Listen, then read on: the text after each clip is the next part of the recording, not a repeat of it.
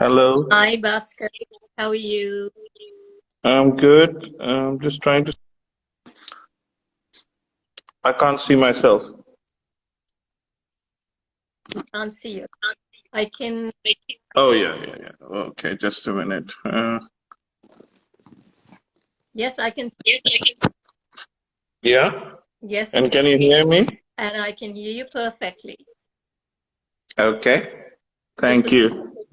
for the benefit of the lovely people who just joined, um, meet Dr. Bhaskar Bora, who's a GP at Gravesend and one of the leaders of the commission when I was working as a GP at Gravesend. And Bhaskar has gone through a very difficult personal journey. And I think we have a lot to learn from him. So please welcome Basketball. Thank you, Deshu. It, Namaste to everyone, as we say in our Indian style. So, and welcome everyone.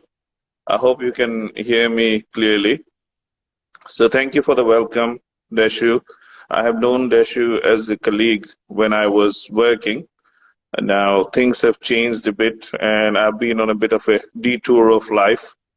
Uh, but it's great to be talking to you, Deshu. Happy to answer your questions, and hopefully we can have a good chat over the next few minutes. so I know that there's a lot. You've been through a lot of pain and a lot, and really sorry that you've been through so much. But secondly, I think post-pandemic, there are a lot of people whose lives have changed dramatically. And if you could very briefly take us through the milestone of this change, um, we can start with. That's all right with you. Yeah, sure. So basically, I had qualified as a doctor in 1999, and then I completed my training initially as on a surgical rotation, and then as a GP. And I joined as a GP partner in 2009 in Dartford. And since then, I had been quite lucky in terms of being a pretty successful GP by what many people used to say, and also as an entrepreneur. And I was thinking that life would be quite rosy. But unfortunately, in July 2019, I had to go for an operation for a trapped nerve in my shoulder, and what was meant to be a one-night stay in the hospital and a relatively minor surgery, it ended up being life-changing. And the moment I came out of surgery, I came out with both my legs paralyzed and my right hand, three fingers of my right hand did not work. So what was meant to be one night of stay ended up being in and out almost 7 months in the hospital, followed by a couple of months in India for neuro rehab. I still can't walk without any walking aids, so I need for short distances I need two crutches, and for longer distances I need a wheelchair. And while this was going on, just about a month after my life-changing operation, I was also diagnosed with cancer of the thyroid. And then I had to have further treatment and surgery for that. So, yeah, life did change quite massively. And from being a fully practicing full-time doctor, I had to give up work because occupational health wouldn't let me work in this condition and because of all the medications I was taking. So I became a disabled pensioner. And as you can imagine, I went through all the stages of grief and depression and frustration and all that.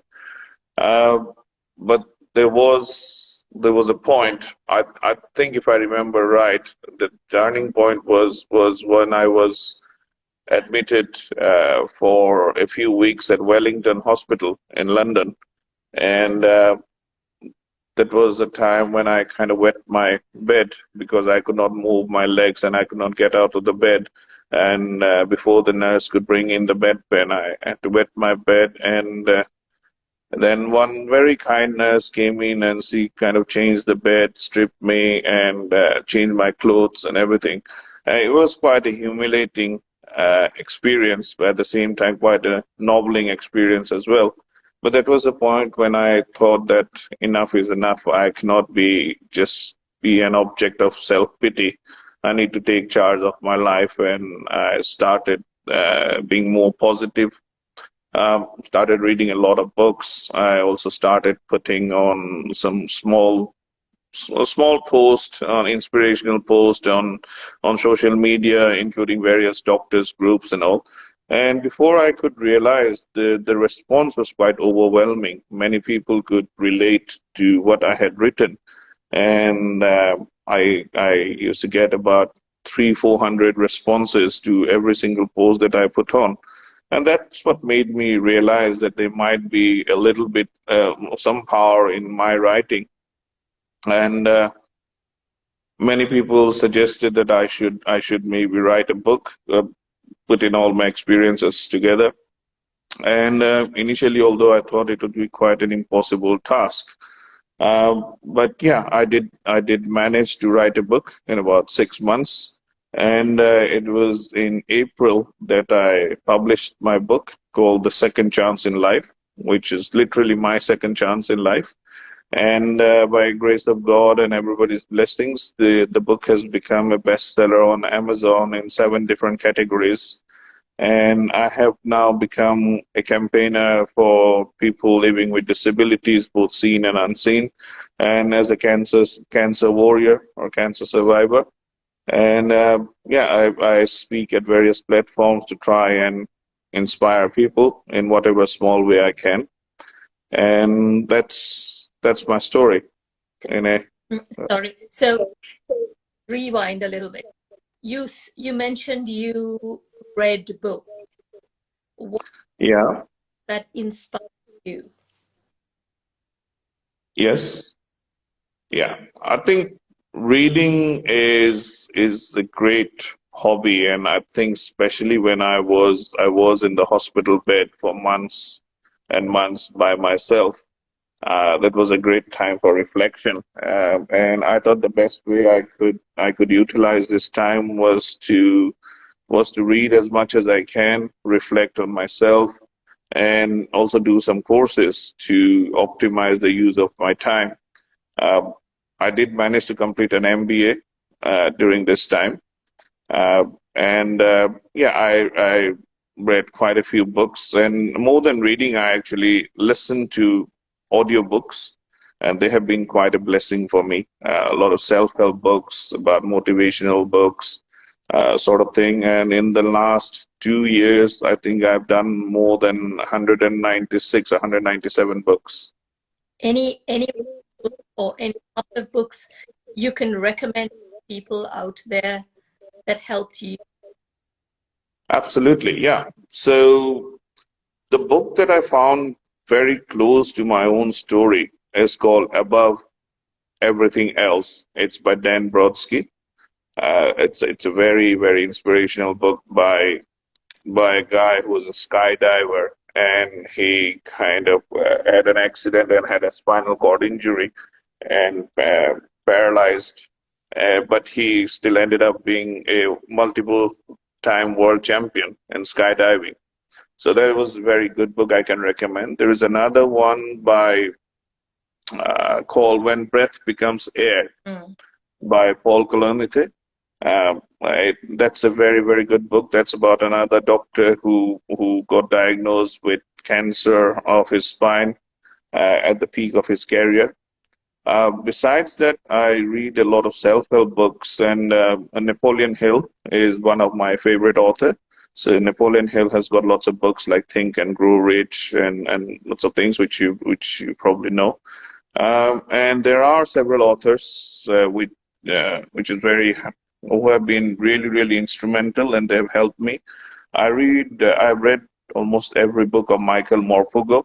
Michael Morpurgo is more famous as a children author, but he has got some very inspirational books, like Private Peaceful, War Horse, Oh, yeah. and yeah, so and Listen to the Moon, those sort of things. So where he writes about wars and people or individual heroism in adversities. So he is one of my inspiration, both in terms of my style of writing, and in fact, what I'm trying to do now is to compile a digital library of ebooks, which can be made available free to people, anybody who want.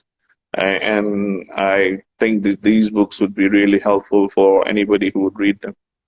So just from what what I kind of thought from what you were saying, you focused on the hero, on books that kind of transformed a person who has had huge change in their life, the books that transform them into heroes. And I think that is a very, very valid learning point, because it's quite easy to get bogged down with what we had and keep thinking in that mindset. But from what I can see, you inspired yourself to change your mind into one of a hero. And any one of us can do that from any place. Absolutely. Yeah, it is difficult. It's a difficult journey. But what I have come to learn is basically we cannot control what life throws at you. Absolutely. We we cannot control those curveballs, but how we react to those curveballs kind of define who we are Absolutely. and what we make out of life. Yeah. And it is very easy to give up, just go back into your shell, or be depressed, become an object of self-pity. Or you can try and kind of take charge of things and try not just to heal yourself, but heal a few others along the way. And that's what I have tried in my own small way. And I now get invited to lots of places to talk about, or all the feedback that I get from my book, that I have managed to inspire them. I have managed to change perspective for many people on lives. In fact, just today I received a very good review from someone in Afghanistan who read my book and said that both him and his 18-year-old daughter, uh, how it has inspired them. I have been invited to Palestine by the International Red Cross to go and speak to the wounded soldiers and bereaved families, to talk about these things. I have been invited to Mozambique to talk to some port authority workers who are disabled. So yeah, you never know where it leads to. And yeah, I've also spoken on a couple of inequality, health inequality boards and disability boards within the NHS in Shropshire and in Somerset. So those sort of things. So yeah, what I mean to say is that it is a difficult journey. It's the transformation cannot be overnight, No. but if you have the will, then yes, I'm sure you can make the most of what is left. It is up to you whether you see the glass half empty or half full. It is very hurtful to lose your career, and for me, medicine was not just a career, it was my vocation, and that was the only thing I knew and I wanted to do. And I was running 5 practices at that time, and not only as a doctor, but also as the managing partner. And so it was very difficult to lose everything overnight. I tried my best to get back to work, but NHS England wouldn't let me get back to work without occupational health clearance. And occupational health wouldn't let me work because I could not bend down and do a CPR, or I've been taking all these medications which can affect the mind as well, or your consciousness. So yeah, so giving up everything was very difficult. And as I mentioned, it took me some time. I went through all the stages, Mm. and thankfully I managed to come out of it. I think there are still days when I do feel depressed, so, and I won't say that I have become invincible or whatever. So uh, there are days where it's difficult to maintain that vigor all the time, the warrior mentality all the time. But now, instead of that lasting for many days, now it lasts for a couple of hours, Okay. and I can come out of it. So as I think there are probably almost 1,000 doctors with long COVID, and there are so who are also now in who cannot function normally. And there's the is there going to be a cure? Is probably the biggest question on everybody's lips. But the mindset, and as you mentioned, there are good days, there are bad days. It's not a linear path. Can you give us any advice, particularly in terms of the way you speak to yourself, um, how you can get any inspiration to take you to the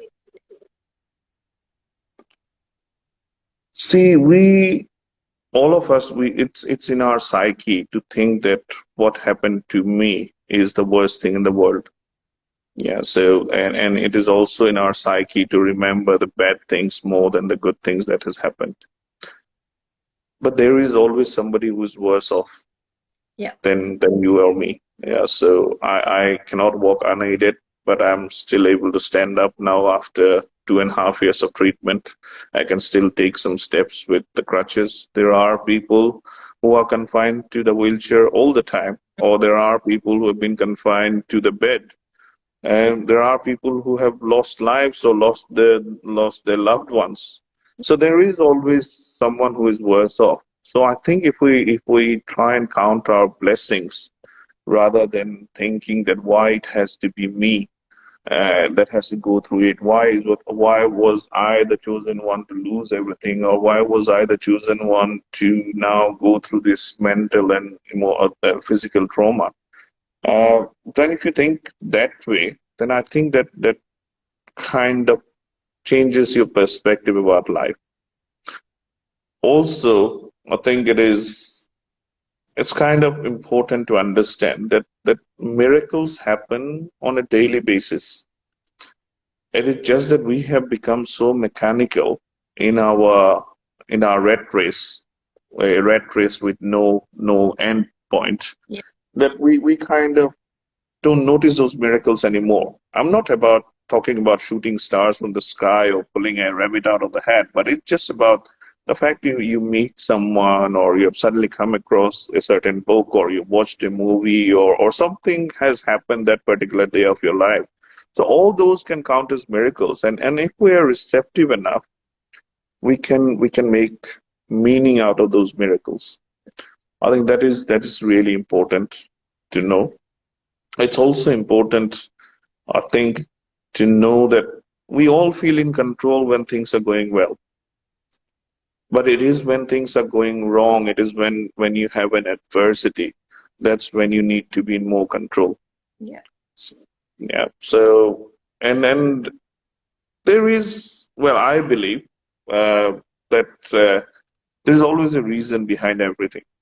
It is not apparent at that particular time, but there is always a reason, usually.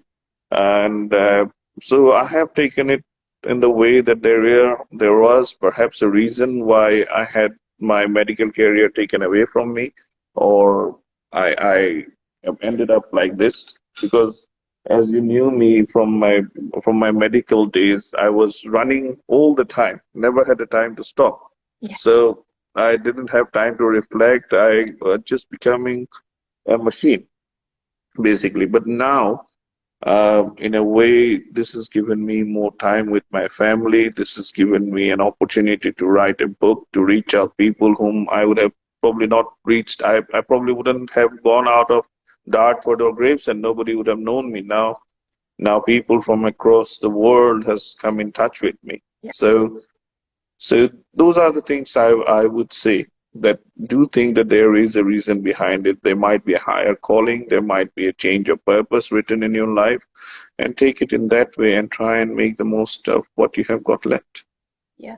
Accept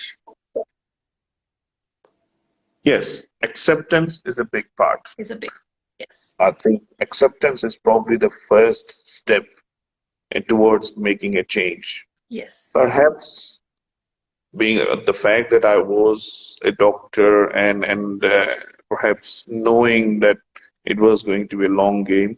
The moment I woke up from surgery and I could not feel my legs, and I spoke to the doctor, and the surgeon said that don't worry, it's just the effects of anesthesia.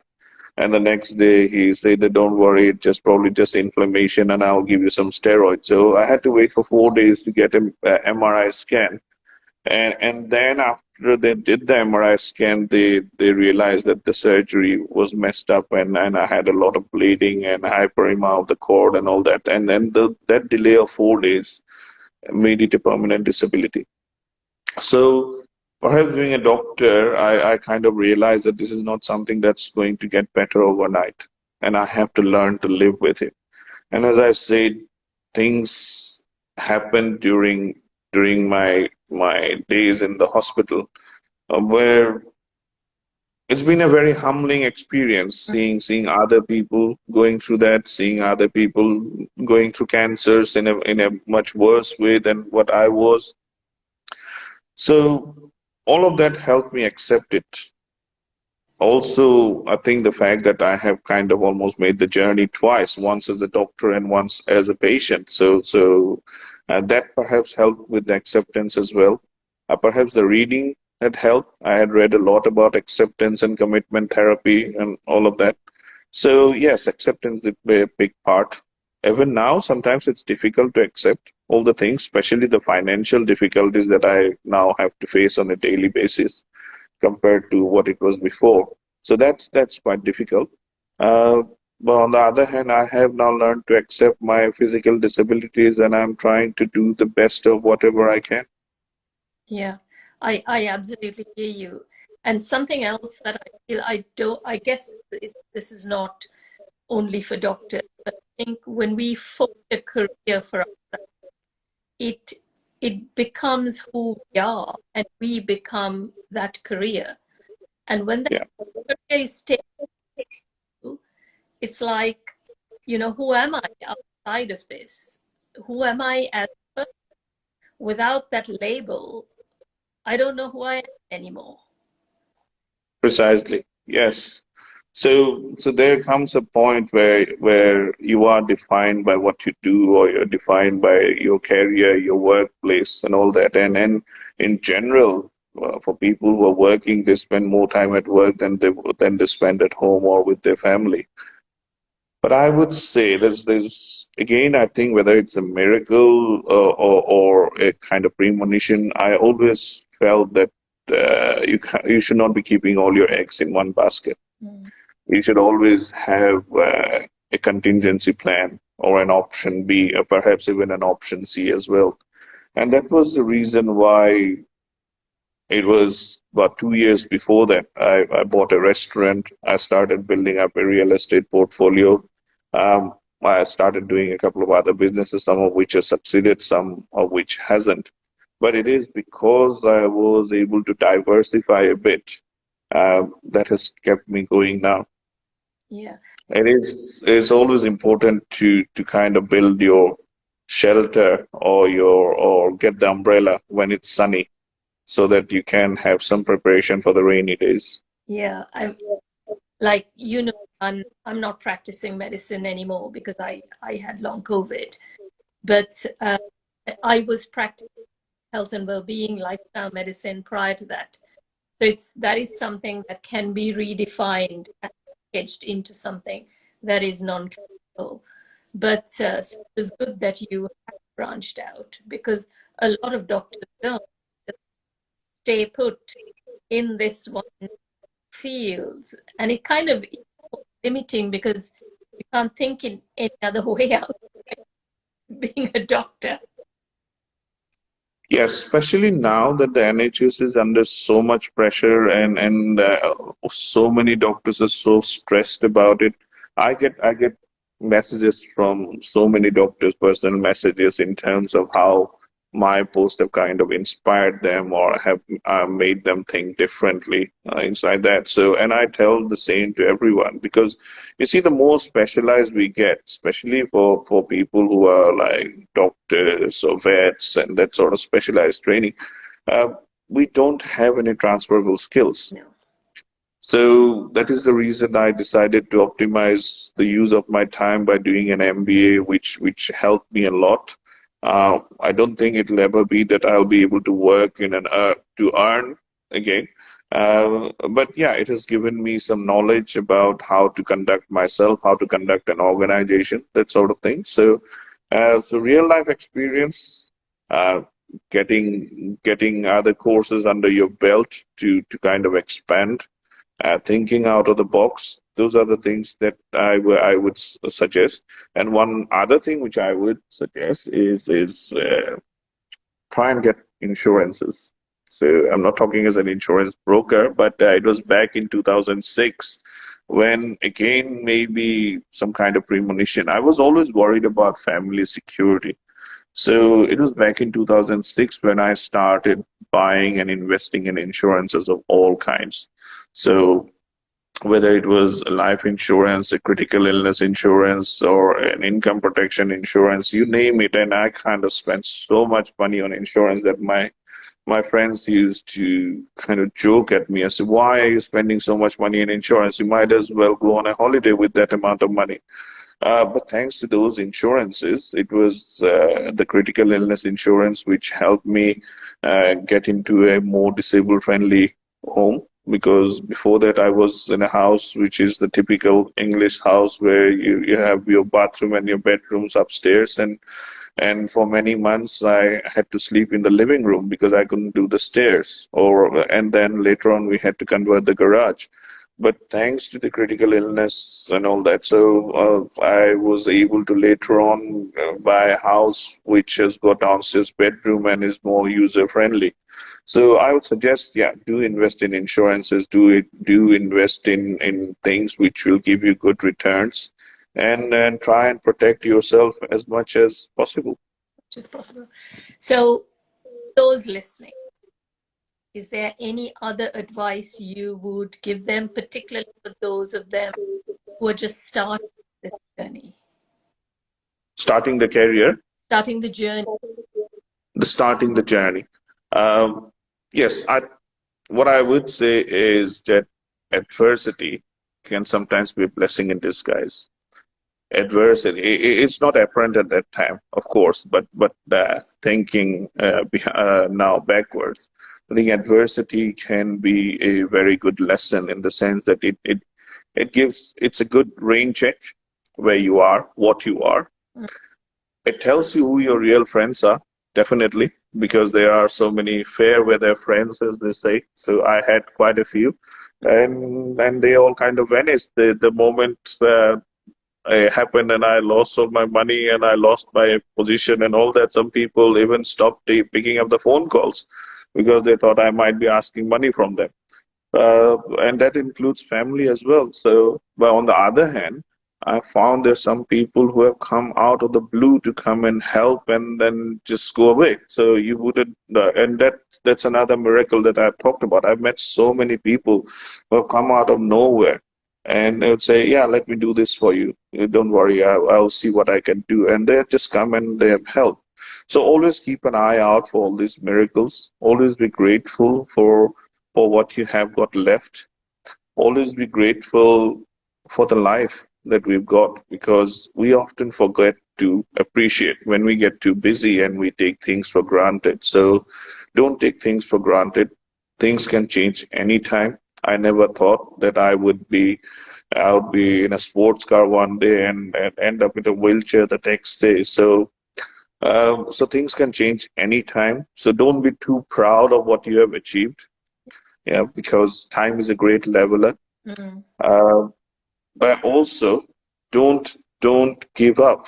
That's the most important thing. Don't give up, because there is always a second chance, and that's the title of my book as well. So there is always a second chance. If you want something badly enough, you will get a second chance. Now that second chance may not be what you are doing now, that may be something completely different, but there will be a chance if you're willing to take it. When the storms come, it is up to you whether you want to be an eagle or a mouse. So the eagle flies higher when the storms come, above the clouds, above the turbulence, to go to ride the storm, whereas the mouse kind of hides in a corner. So it is up to you whether you want to be that eagle or you want to be that mouse. It is not easy, but it is possible. Yes, I remember we're talking about miracles, and when you're in that dark place, there's very little light. It's hard to see the miracles. So I remember training myself to feel the wind on my face, the sunlight, look at a flower, bird, touch a tree, and realize that all of life is a miracle, and that we just need to train ourselves to see and feel this miracle is our life. Absolutely, yes. It is important to be receptive. Sometimes, actually, our formal learning, has taken us away from this sort of intuition. And the intuition, the gut instinct, that is really important. The receptivity, these are all very important things. And not only that, I think family support makes a huge deal as well. And I think in my case, if it hadn't been for my wife, for my two daughters, my mom, and most importantly my two dogs, uh, I probably wouldn't be here now. So there was a time when I just wanted to crash my car on the M25, and I just wanted to end it all, or just take some extra strips of the tablets that I've been taking to kind of just escape from it all. But it is them who have gone through the journey. For me, I'm fighting my own battle, but the family and friends, they fight the battle on your behalf. So those are the real friends. Those are the real people. In a way, that is God in flesh and blood. So family is really important. Family support, being receptive is really important, as you have mentioned as well. And yeah, just be grateful. I think just being grateful is a big thing. I didn't know about these things. I didn't realize these things before. And that makes it, I mean, I had been on this journey because my mother died at 17, and I'd been kind of, going on this journey slowly. But no, when I was a busy GP at Gravesend, no, I'd not even thought about these things now. So the most important things that you mentioned, just going through it again, you were looked for inspiration in the form of writings, in the form of books, audio books you couldn't read. And you focused on people who had the hero mindset, and you almost looked at them, they were your mentors. They allowed you to look outside the box. Then you reached out to other people, social media, through posting that were inspirational, and then other people reached out to you. And you looked at cities and understood that there were miracles happening around you, from the people that you met to the circumstances that you embraced. And you decided to put your story down on paper. And that would have been very healing, very cathartic. And your book is called The Second Chance. The second chance in life. Second chance in life. And yeah, all of the word reach. And you mentioned the concept of gratitude. And not just for the big things, but for the basic things, starting with the air that we breathe, because it is freely given. Absolutely, yes. The other thing which helped me was painting, because I mean, by grace of God, I had been given some creative talents, and I used to paint a lot as a child, and I used to enjoy it. And in fact, my first earnings were by being commissioned to draw portraits of people. But that all kind of got lost, So I used to write poetry as a child. That all kind of got lost in this humdrum of daily life, and I just wanted to be a surgeon. To be honest, I just wanted to be a surgeon, a cardiothoracic surgeon. But then, given the changes in the immigration rules and the family things and all that, so I changed into general practice. That was perhaps the day when I kind of lost the dream career in a way. But I decided that whatever I do, I have to do my best. That's what my dad taught me, and I decided to be the best GP I can. And thankfully, even after 2.5 years, nearly 3 years, I'm still in touch with my patients. They have done a lot for my book. They still message me and all that. So the painting and the rapport with the patients and all of that has helped me quite a bit as well. Poetry has been another thing which has helped me kind of put my pain in words. The writing has been, as you said, a very cathartic experience in the sense that it has helped me structure my reflections. Yeah. I had just finished doing a 15,000 word dissertation for my MBA, and that was quite difficult. So I never thought that I'd be able to write a 50,000 word book. So, but once I sat down to write, and it just kind of flowed. And it was difficult in terms of because my right hand three fingers don't work, so I had to I can't do touch typing anymore. So it was more like an illiterate typing on the computer for the first time. But yeah, so it took a bit longer. But I think in terms of the content and writing all that, it was a lot easier than what I had initially thought. So that all helped me. Yes. Is there anything I asked you or anything I haven't touched on? No, I think we have touched on quite a few things. My next book is a compilation of poems, which is going to be called Reflections from the Heart. It's an anthology of 100 poems that I'm co-authoring with another person. So that has been another cathartic experience as well. In terms of what I want to say to our audience is again uh, just not to give up yet. There is something there still. So that's the most important thing, and not to put all your eggs in one basket.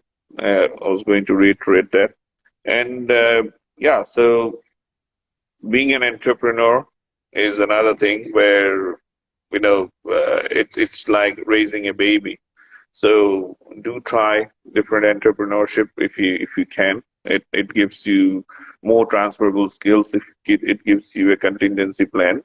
And in terms of appreciating small things, as you mentioned, I remember, I think the first time after I was home after a couple of months, for a few days before I got admitted again. The first time I was able to get up from bed on the wheelchair and then make my own cup of tea, that felt so good. You know? So that was the kind of time when I realized how we take for granted all these things. Absolutely.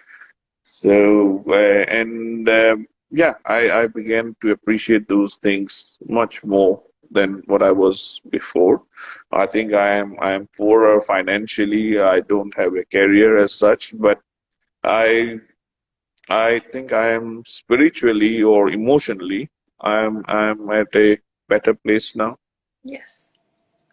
You're a victim from a different perspective. I think so. Yes, I think I can look at things from a different perspective. Some things don't matter anymore. I mean, lots of people sometimes knowingly, sometimes unknowingly pass comments off the cuff, which used to hurt me a lot. Now it doesn't hurt me anymore. In my restaurant, one day, one guy just called me as a cripple. He said, "Hey, cripple, can you come here?" And so I just turned around and said, I think, "What?" And he said, "Oh, no, no, I was just joking, man." And I said, "Yeah, that's fine." But beforehand, it would have hurt me a lot. But now it's like a reality check. I am a cripple in a way, in some people's understanding. But on the other hand, I'm not any less able than others. So yeah, it's those sort of things, those small ego battles when I now hear people fighting for small roles, fighting for uh, board roles and or partnerships or in terms of monetary gains and all that. So now I think that I'm past all that, So after the cancer and all that, I've got another life to live to still hopefully see my daughters grow up. So that's good enough for me. But huge contribution, huge fulfillment level that you would probably never have achieved as a GP. Possibly, yes. I think not possibly. I think definitely yes. Yes, I do miss my role as a doctor, not being able to kind of make people better. That was the only thing I kind of knew to do before. But some people, as I get on the reviews of my book or on various interviews now, people say that I'm now healing people on a different level. Mm-hmm. So maybe by my words or by my speeches. So I'm now hoping to get more platforms as a motivational speaker, and hopefully I can now reach more far and wider and heal people in a different way and inspire them. If I can inspire at least one more people each day, that makes my life still worthwhile. That's amazing. Thank you so much for sharing that. Excuse me, for sharing, Thank you. Dr. Bora. It's been really amazing. And I wish you all the best.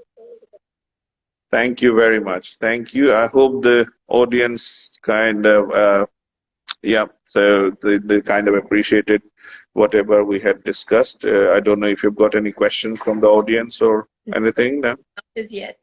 I'll put it, they will be able to see the video on my Instagram feed, and I'll send you a copy. Okay. Thank you to everyone. Thank you. It's been a pleasure. Thank you. Thank you very much. Thank you. Take